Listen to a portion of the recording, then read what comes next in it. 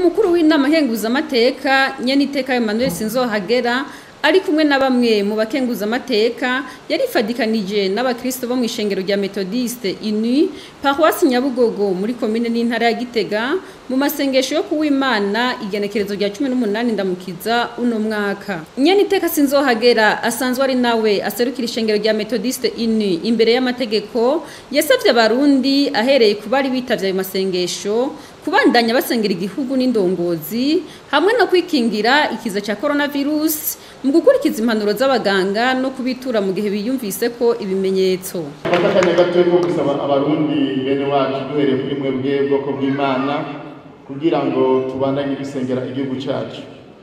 Dusengera igihugu, dusengera indongozi Imana yaduhaye guhera kuri nyir'icyubahiro mu gihugu cyacu Burundi, dusengere leta, dusengere bamatari bacu tubasengere, bamusanzire bacu tubasengere, indongozi zose Imana yaduhaye tuzisengere, tuzifata amaboko, dusengere indongozi zacu, dusengere igihugu cyacu kandi twige gusengeranira nk'abarundi. Dusengeranire, hari ibice bimwe mu gihugu nko mu kiyaya c'Imbo Tanganyika yarateye, abarundi bagenzi bacu bafise aho barara, tubasengere, bari mu mibabaro myinshi cyane. Hirya y'ejo twarumvise ibyago byateye mu ntara ya Mwaro, tubasengere, twige gusengeranira kugira ngo nanone Imana irinde igihugu cyacu, Imana ishikare kuzigama abarundi n'abarundikazi, Imana izigame igihugu cyacu. Byose biva mu gusenga. Twarasenze, Imana iratwumvira. Hari n'abantu bibaza ati mbega abarundi mufise mu bigenza gute? Nta rindi banga bwoko bw'Imana igihugu cy'Uburundi dufise, nuko Imana twayihaye ikibanza ca mbere mwibwirizwa shingiro ikajamwo. Iyo Mana rero ya ijuru n'isi tuyigumeko mu budasa bwacu bwo kwemera abarundi. Iyo Mana twahaye ikibanza ca mbere ntibe gusa mu mpapuro ariko no mu mibereho yacu ya misi yose tubigendere, dusengere indongozi zacu kugira ngo Imana ishikare kuziha amagara meza, Imana izikomeze, izihe ubwenge bwo gushobora gutunganiriza abo barongoye. Ico ni ikintu gikomeye cyane ubwoko bw'Imana. Byose biva ku Mana yacu, iyo yo umuremyi w'ijuru n'isi itegeka bikaba. Rero abarundi ko Imana kuva kera twamye tuyemera, n'ubu tubandanye twishira imbere mu bikorwa byacu. Nanyeka yaratugiriye neza, izobandanya itugira neza.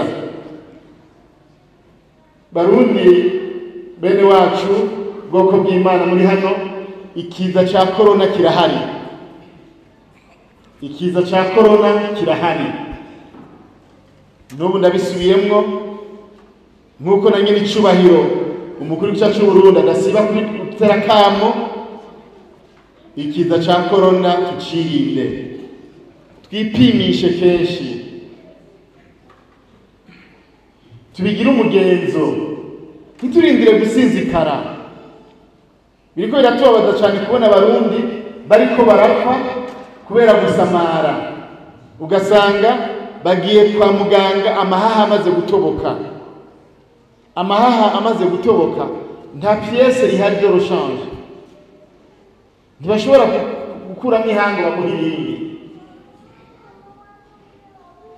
Rero twagira tubasabe twirinde. Wumvise ikimenyetso aha mu ntara ya Gitega amavuriro menshi, kandi amavuriro yose yarahawe ibikoresho kugira ngo umuntu wese yumve ikimenyetso agende kwa muganga bamupime hanyuma bamuhe umuti. Turabinginga, nukuri turabinginga, igihugu nitwogiteza imbere abantu bagwaye, nitwogenda ku kivi ngo dukore turime atamagara meza dufise, mbese nta n'imirimo y'Imana twokora, nitwoze ngo turirimbe dusenge imibiri yacu igwaye. Rero turabinginga, leta mvyeyi, leta nkozi yarashizeho ibintu byose byotuma umurundi amererwa neza, dushobora kurwanya ikiza ca korona. niyo mpamvu twubandanya twikingira dukurikiza amategeko abaganga baduhaye. Ugiye nk'ahantu ubona yuko hari abantu benshi utazi, genda witwaje agafukamunwa. Abantu hari igihe bibatera n'isoni ukiba ngo ndakambaye ngo babaza ko nishima. Oya, ni muri wa mugambi ndakira sinandura ariko kandi sinangize n'abandi. Wikingire kandi ukingire n'abandi. Rero nibyo tugira duterwa isoni no kwambara agafukamunwa.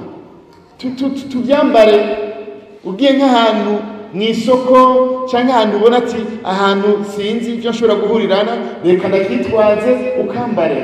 Uri muri bisi kambare.